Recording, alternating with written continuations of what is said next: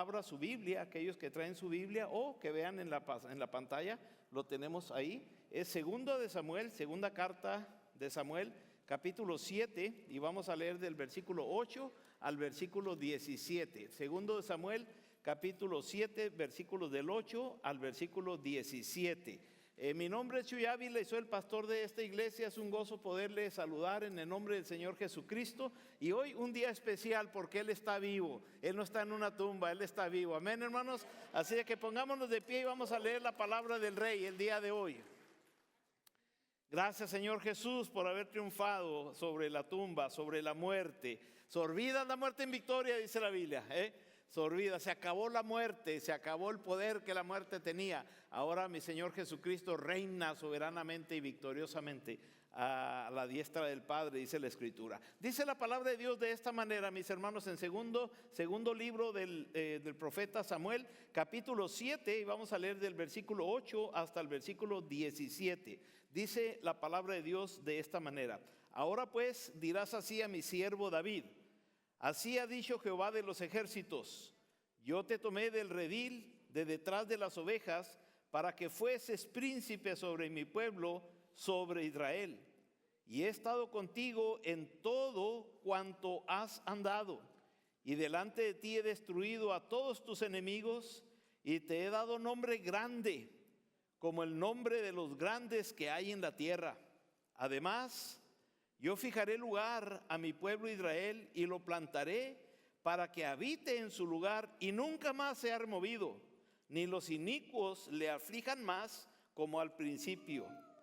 Desde el día en que puse jueces sobre mi pueblo Israel, y a ti te daré descanso de todos tus enemigos. Asimismo Jehová te hace saber que Él te hará casa. Y cuando tus días sean cumplidos, y derrames y duermas con tus padres, yo levantaré después de ti a uno de tu linaje, el cual procederá de tus entrañas y afirmará tu reino, afirmará su reino. Él edificará casa a mi nombre, y yo afirmaré para siempre el trono de su reino. Yo le seré a él padre, y él me será a mí hijo. Y si él hiciere mal, yo le castigaré con vara de hombres y con azotes de hijos de hombres. Pero mi misericordia no se apartará de él como como la aparté de Saúl, al cual quité de delante de ti. Y será afirmada tu casa y tu reino para siempre delante de tu rostro, y tu trono será estable eternamente. Versículo 17: conforme a todas estas palabras y conforme a toda esta visión, así habló Natán a David. Vamos a orar. Señor, esta tarde te damos gracias, Señor, porque hoy celebramos, Padre, un acontecimiento hermoso que transformó la vida, transformó la humanidad, transformó la historia, transformó mi propia vida. Y te doy gracias, Padre, porque un día como hoy, Señor, hace más de 2000 años, tú, Señor, de una manera soberana, poderosa, Señor, venciste la muerte y resucitaste con poder y gloria, Señor. Y te doy gracias, Padre, porque juntamente con tu resurrección estabas, Padre, haciendo posible nuestra resurrección.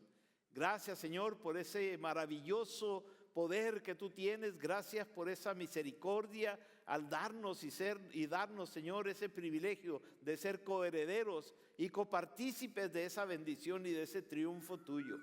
Hoy, Padre, me pongo en tus manos y te pido, Señor, que me uses como una herramienta únicamente, Señor, y que me permita, Señor, exponer tu palabra como tú deseas que tu palabra sea expuesta el día de hoy.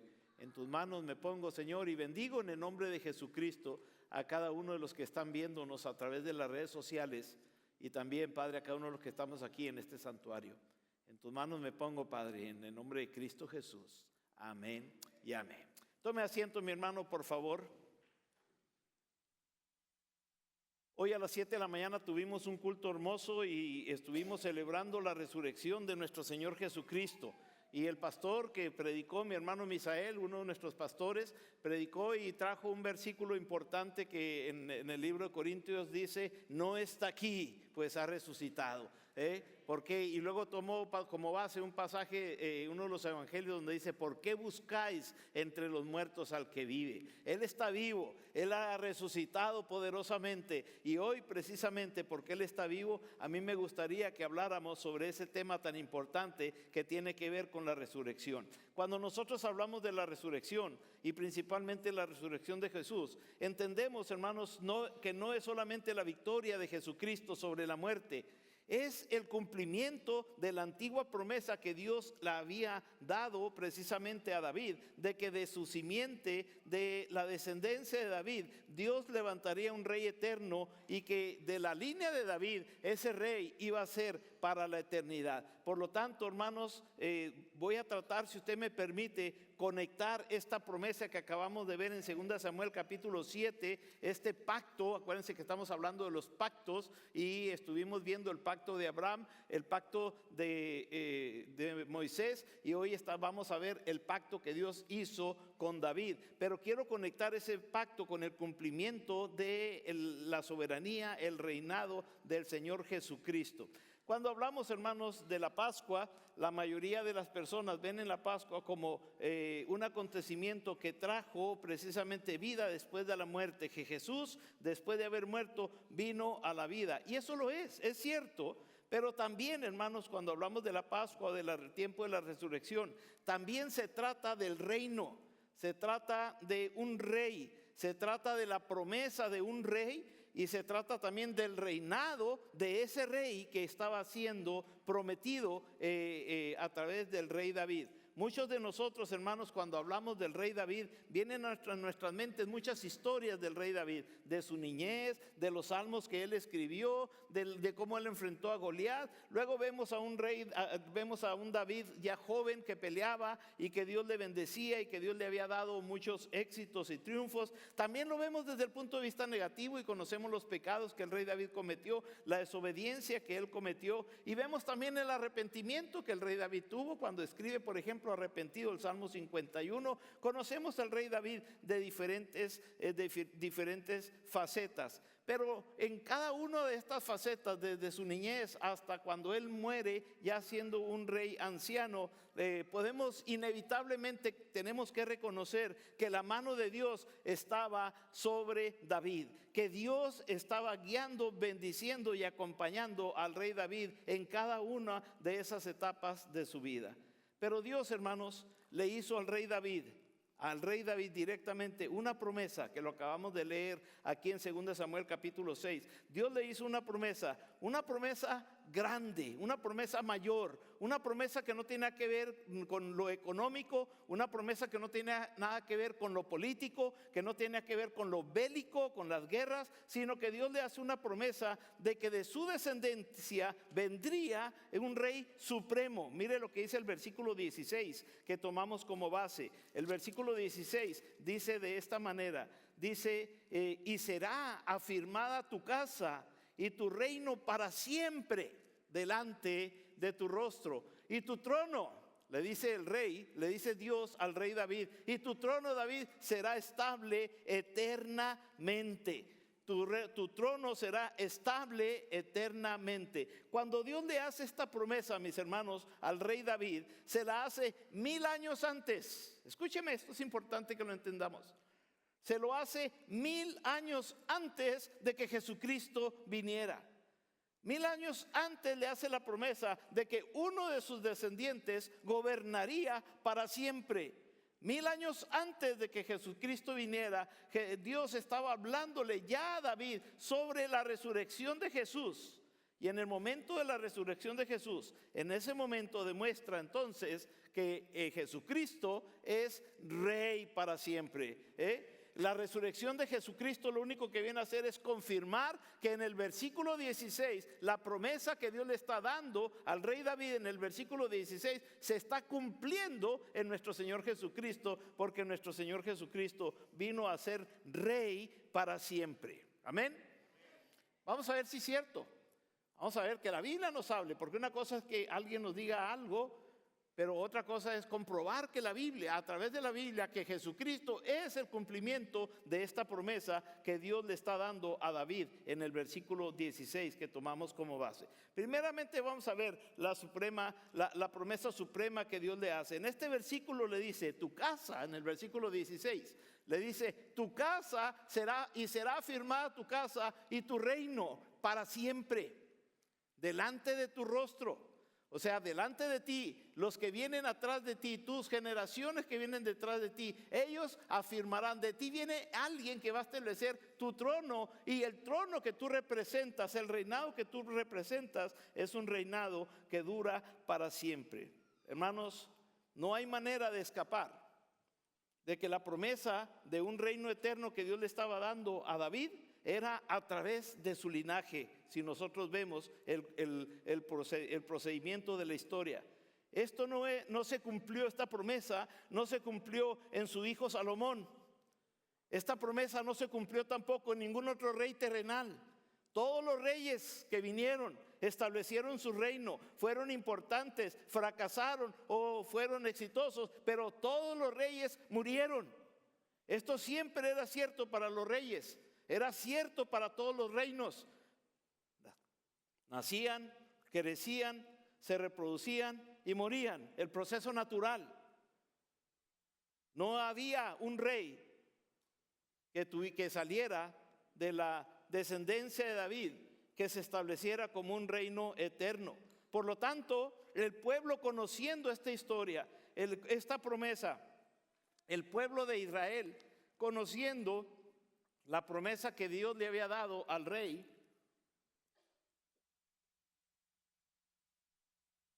el pueblo siempre estaba esperando y velando para que ese rey llegara.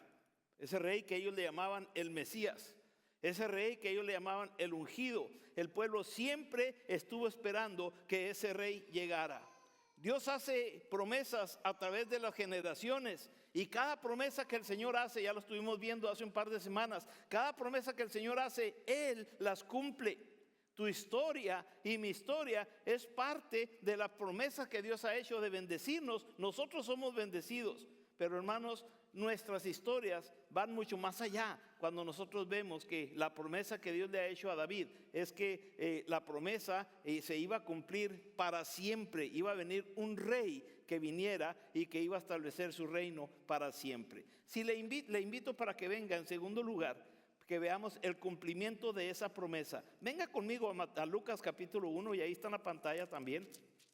Porque ya vemos aquí entonces que Dios hace esa promesa, y vamos a ver si esa promesa se cumple. Mire lo que dice en Lucas capítulo 1, versículo 31 en adelante. Dice la palabra de Dios de esta manera: y ahora concebirás en tu vientre y darás a luz un hijo, y llamarás su nombre Jesús.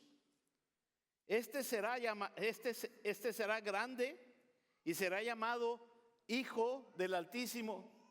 Y el Señor Dios le dará el trono de David, su padre. Deténgase ahí, ahorita vamos al siguiente versículo.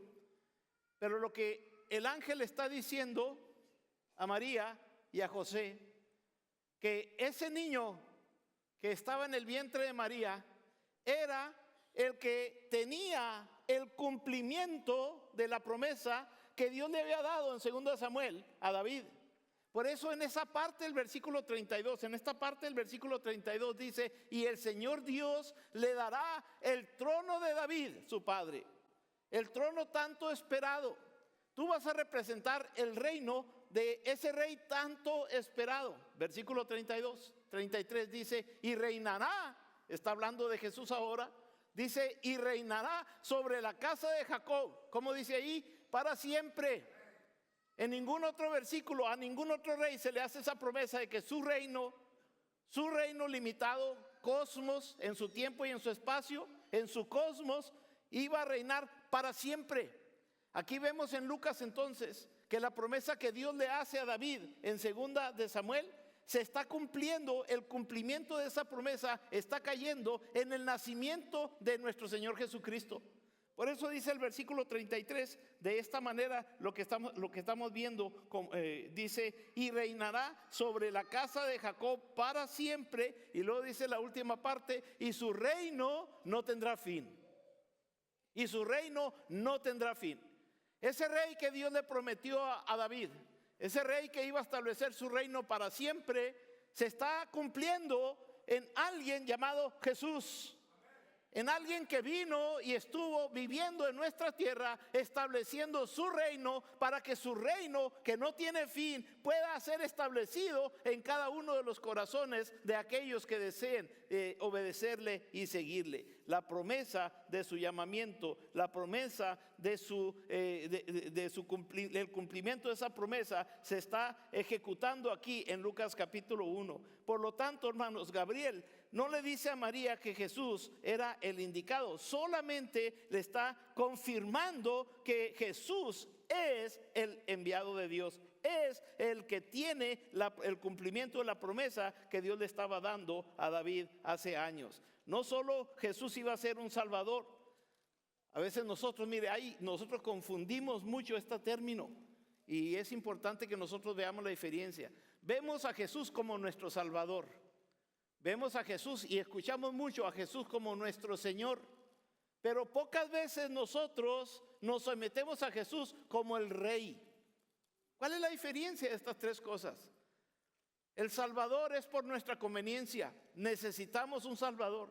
Jesucristo vino a pagar por nuestra salvación. Cristo vino a pagar el precio en la cruz que usted y yo no podíamos pagar, porque dice la palabra de Dios que sin derramamiento de sangre no hay perdón de pecados. Jesucristo, sin tener un solo pecado, vino a morir en la cruz como el peor de los pecadores, para hacer cumplimiento de lo que la palabra de Dios dice, que la paga del pecado es muerte. Por lo tanto, Jesucristo vino a ser nuestro Salvador cuando Él derramó su sangre preciosa en la cruz por usted y por mí. Una vez que Él derramó su sangre preciosa por usted y por mí, usted, cuando recibe a Cristo, usted lo recibe como su Salvador, para que lo salve de la condenación del infierno y le dé vida eterna en el cielo, en la presencia de Él. Ese es Jesús, nuestro Salvador.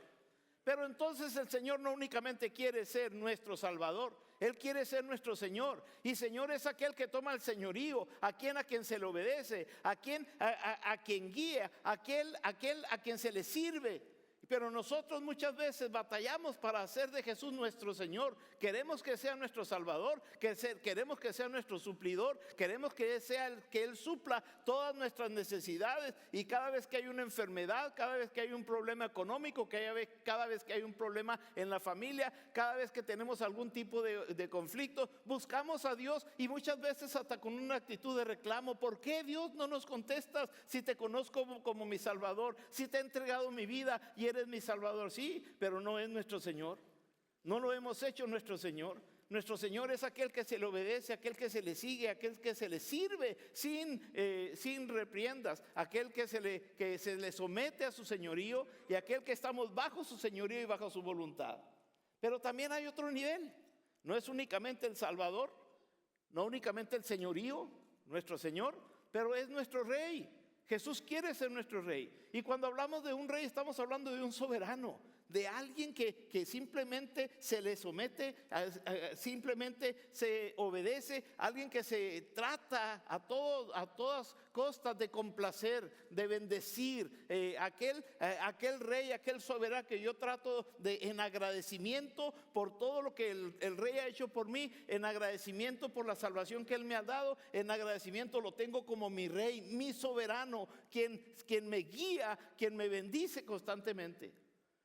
Cuando la palabra de Dios nos está diciendo aquí, entonces, en este versículo, que nos está diciendo que Jesucristo no solamente será nuestro Salvador en Lucas capítulo 1, pero cuando está hablando que el Señor Jesucristo va a venir y será grande y será llamado Hijo del Altísimo, dice el versículo 32, dice, y el Señor Dios le dará el trono de David su padre. O sea, no únicamente es un Salvador, sino es un Rey con un reino eterno. Su nacimiento, hermanos, no es solo un nacimiento milagroso, sino el nacimiento del Señor Jesucristo es un cumplimiento profético de lo que Jesucristo, de lo que Dios había hecho 1000 años atrás. Estaba cumpliendo la profecía que Dios había hecho 1000 años atrás. Jesús no solo quiere salvarte, sino que también Jesús quiere gobernar tu vida. Jesús quiere guiar tu existencia. Jesús quiere que tú seas uno de sus seguidores, uno de sus súbditos, para que tú seas beneficiario y benefactor de todos los beneficios que Dios tiene en su reino para los que le siguen. Denle un aplauso al Rey de Reyes. ¿Qué quiero decir con esto? Que si usted solamente ha recibido a Cristo como Salvador y lo ha usado como Salvador únicamente, ha perdido lo mejor. Lo mejor de su vida es conocer al Señor Jesús como su Padre, como su guía, como su amigo, como su consejero, como su fiel amigo que está siempre a un lado. Conozca a ese amigo, conozca a ese Cristo poderoso, conozca a ese Cristo que le ama, que con cuerdas de amor le llama, que con cuerdas de amor le atrae. Conozca a ese Cristo que cada día se presenta a usted de una manera misericordiosa y le da cada día la oportunidad nueva. Este es el día que Dios nos ha dado, dice la palabra de Dios, para que nos gocemos en él. Gocémonos en conocer a ese Cristo que es el Señor y que quiere ser el Señor de tu vida, de tus decisiones, de tus acciones, de tu tiempo, de tus finanzas, de tu salud. Y tú entonces verás cómo ese Cristo poderoso, bajo el señorío de Él, la mano de Él, la mano bendecidora, estará bendiciendo tu vida, bendiciendo tu matrimonio, bendiciendo tu familia, bendiciendo tus hijos, bendiciendo tu salud, bendiciendo tu estabilidad legal, bendiciendo tu economía, bendiciéndote de una manera maravillosa, porque dice la palabra de Dios que yo sé los planes que tengo para ti, dice el Señor, planes de bien y no de mal. Cristo quiere ser un rey que bendice. Entonces la Pascua no solo se trata del perdón, sino se trata de autoridad y de señorío, de reinado. Cristo es el cumplimiento de esa bella promesa. Pero veamos a ver si los personajes bíblicos confirman lo que estoy diciendo. Venga conmigo a Juan capítulo 1, versículo 29 y vamos a ver. Leamos el testimonio de Juan el Bautista.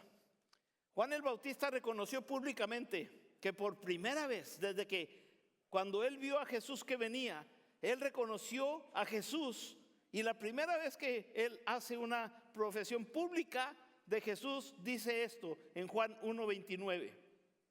Dice: el siguiente día vio Juan a Jesús que venía a él y dijo: he ahí el Cordero de Dios que quita el pecado del mundo. Juan el Bautista aquí está reconociendo públicamente que ese Jesús que después fue llamado el Cristo, ese era el escogido de Dios, era el Cordero de Dios, era el escogido de Dios, era el plan que Dios tenía para establecer el reino de Dios en cada uno de los corazones de sus seguidores. Su primera introducción de Juan a este mundo fue la de un sacrificio. Juan está diciendo: este rey viene a sacrificarse. ¿Por qué? Porque la palabra de Dios dice que sin derramamiento de sangre no hay perdón de pecados. Y así como en Génesis capítulo 3 ya estaba la profecía de que se tenía que derramar la sangre para poder recibir el perdón de pecados, Juan está viendo en Jesús el cumplimiento de esa promesa y dice: este es el Cordero de Dios, no un cordero cualquiera que tiene que venir cada año y sacrificarse en el templo, sino este es el Cordero de Dios, que más adelante el escritor de Hebreos dice que es un sacrificio perfecto, una sola vez, el justo por los injustos, para llevarnos a Dios. Ese Cristo, ese Cordero de Dios, dice Juan, Él vino a cumplirlo. Gracias Señor Jesús.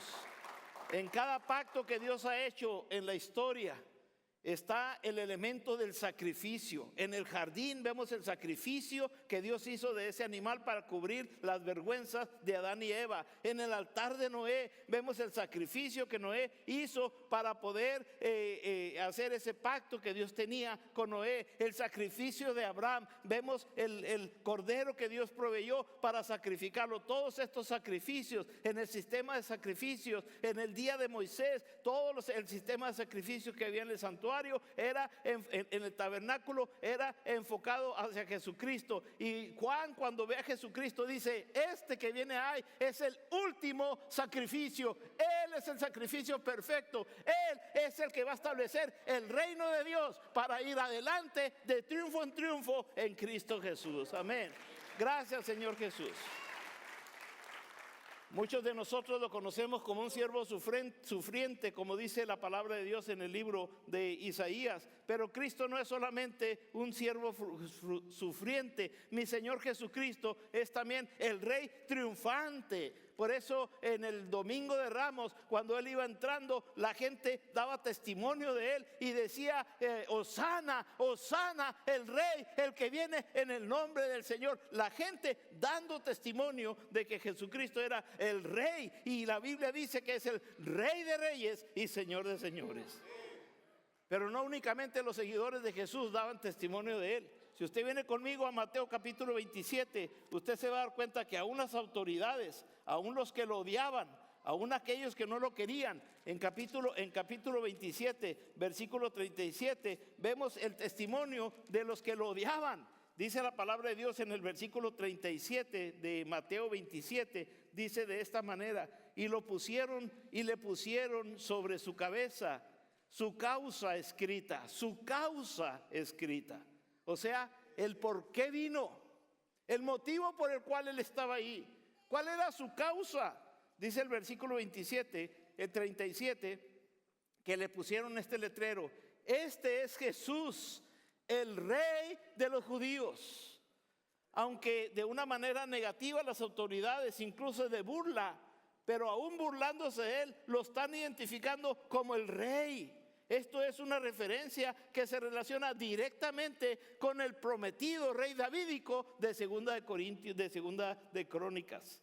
Hermanos, la crucifixión se convierte en la inesperada coronación de Jesús. Los romanos y los judíos, sin quererlo, desde el punto de vista voluntario, sin quererlo, los romanos y los judíos estaban participando en la coronación de Jesús. Le estaban poniendo una corona de rey, una corona de espinas, pero lo estaban coronando. Estaban cumpliendo la profecía de que Él era el Rey. Los romanos y los judíos, sin saberlo, le pusieron un manto que simbolizaba la deidad, el reinado, que simbolizaba autoridad. Se lo pusieron para burlarse de Él, pero sin saberlo estaban embistiéndolo de poderío, estaban reconociendo su reinado, estaban reconociendo en esa coronación que el que estaba ahí y el que tenía esa corona y a quien se le estaba poniendo ese manto era el Rey prometido. Los judíos y los romanos, sin saberlo, en la crucifixión, cuando lo pusieron en la cruz, cuando lo pusieron arriba en la cruz y lo clavaron en esa cruz, sin saberlo, estaban poniendo a Jesús en su trono, porque era necesario que el Rey derramara su sangre preciosa para poder demostrar que su reinado era eterno por la eternidad, siempre Rey de reyes y Señor de señores. Gloria a ti, Señor Jesús. Pero no únicamente eso, vemos el testimonio de David, el mismo testimonio de él, el mismo David, quien recibió esa promesa. ¿Qué decía él? Venga conmigo a Hechos capítulo 2, versículo 29. ¿Qué decía el mismo rey David de Jesús? Mire lo que dice Hechos capítulo 2, versículo 29. Dice: varones hermanos, y estamos aquí en la defensa de Pedro, cuando Pedro está dando su primer sermón, y dice el versículo 29: varones hermanos, se os puede decir libremente del patriarca David, que murió y fue sepultado, y su sepulcro está con nosotros hasta el día de hoy. Versículo 30: pero siendo profeta y sabiendo que con juramento Dios le había jurado que de su descendencia en cuanto a la carne levantaría al Cristo para que se sentase en su trono. Versículo 31, dice la palabra de Dios: viéndolo antes, Fíjense lo que dice la Biblia. Viéndolo antes, habló de la resurrección de Cristo. David, sin saberlo, por fe, él vio a Cristo como el que Dios, vio a Jesús como el que Dios lo iba a traer para establecer su reino. Versículo 32, a este Jesús resucitó Dios, del cual todos nosotros, dice la Biblia, somos testigos. A mí me impresiona el versículo 31, regresa al 31. Viéndolo antes, habló de la resurrección de Cristo, que su alma no fue dejada en el Hades. A mí me impresiona lo que el rey David está diciendo. Y si usted quiere verlo, usted puede regresar, por ejemplo, al versículo 27. Dice el versículo 27, porque no dejarás, aunque no lo tengo en el pasaje, pero dice el versículo 27, porque no dejarás mi alma en el Hades, ni permitirás que tu santo vea corrupción. Me hiciste conocer los caminos de la vida. Todo esto es lo que David está escribiendo en ese salmo, porque David ya estaba viendo el cumplimiento de esta promesa hacia adelante, en el que iba a resucitar, y estaba viendo a Jesús como el que iba a hacer el cumplimiento del reinado eterno de nuestro Dios. La vida de Jesús, mi hermano, fue tanto un reconocimiento de sufrimiento como un reconocimiento de la realeza que Jesús representaba. El rey ha venido a pagar el precio por nuestras vidas, es lo que está diciendo la palabra en este momento. Pedro, en este pasaje de Hechos capítulo 2, relaciona la resurrección directamente con la promesa davídica del mensaje en el día del Pentecostés.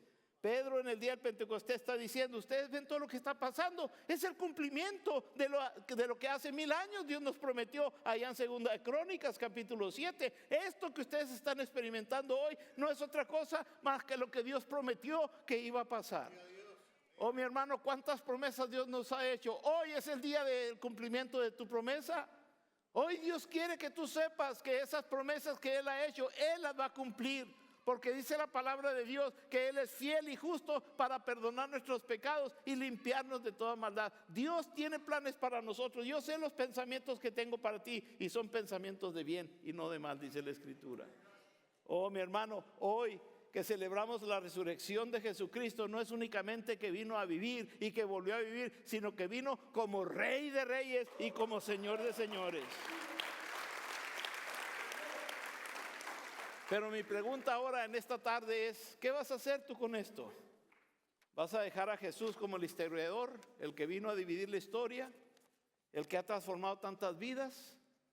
¿O vas a hacer de Jesús tu Salvador y lo vas a recibir como tu Salvador y como tu Señor? ¿O vas a permitir a Cristo que Cristo sea tu Señor?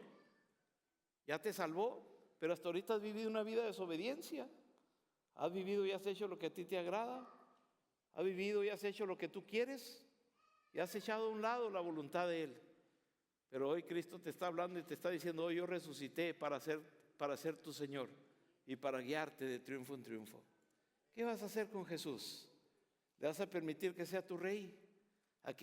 ¿Para quien tú vas a vivir? ¿Para complacerlo? ¿Para bendecirlo? ¿Para exaltar su nombre? ¿Para desarrollar todos tus dones y talentos? ¿Para que tú seas receptor de todas las bendiciones que Él tiene? Depende de ti el día de hoy. Él ya resucitó. Olvidas la muerte en victoria. Él ya victoriosamente te demostró que si confías en Él, Él te va a llevar de triunfo en triunfo en Cristo Jesús. Por eso Él hace una invitación y Él dice, venid a mí, todos los que están cansados y cargados, que yo os haré descansar. ¿Te gustaría venir a Cristo hoy? ¿Te gustaría venir a Él y decirle, Señor, yo quiero que tú seas mi Salvador? Si tú quieres aceptar a Cristo como Salvador, aquí están mis hermanos y hermanas que te van a ayudar y van a orar por ti. ¿Quieres aceptar a Cristo? Deja tu lugar y ven y habla con uno de los hermanos o hermanas aquí y diles, yo quiero aceptar a Cristo como Salvador. ¿Quieres tú ser la primera persona que pase y le diga, Señor, hoy entendí que resucitaste para mí, vengo hoy a recibirte como Salvador? ¿O te gustaría recibirlo como tu Señor? A lo mejor tú ya lo recibiste como Salvador, pero no le has dado tu señorío. Hoy el Señor te habló y te dijo, oye, déjame ser tu Señor y tú vas a experimentar la diferencia. Es como en un matrimonio. Cuando se casa la pareja, cuando son novios, son novios únicamente, no hay compromiso. Pero ya cuando se casan, entonces el Señor de la casa tiene la responsabilidad de proveer para la familia. Si tú haces de Cristo tu Señor, Él toma la responsabilidad de proveer tus necesidades, porque Él quiere llenar tus necesidades. No lo que tú quieres, sino tus necesidades. Y Él sabe qué es lo que tú necesitas. Ven y hazlo tu Señor.